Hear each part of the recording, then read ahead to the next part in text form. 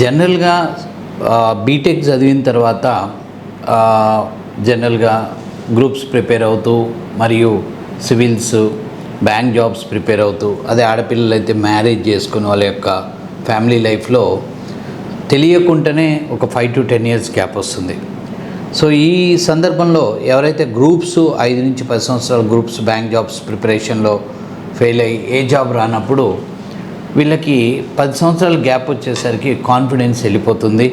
వాళ్ళు software side ఒకవేళ వద్దామనుకున్న వాళ్ళకు ఒక అనుమానం ఉంటుంది. అంటే ఇంత గ్యాప్ ఉన్న వాళ్ళకి సాఫ్ట్వేర్లో జాబ్ ఎలా సాధించాలన్నప్పుడు చాలామందికి వీళ్ళకి ఇచ్చే సలహా ఫేక్ ఎక్స్పీరియన్స్తో వెళ్ళమని. బట్ యాక్చువల్గా ఏంటంటే 10 ఏండ్లు గ్యాప్ ఉన్నా కానీ ఐటీలో ఫ్రెషర్స్గా వెళ్ళొచ్చు.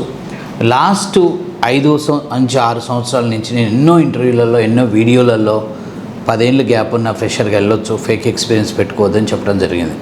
అదేవిధంగా నా దగ్గరికి ఎంతోమంది గ్యాప్ ఉన్న స్టూడెంట్స్ హౌస్ వైఫ్స్ వచ్చటం జరిగింది.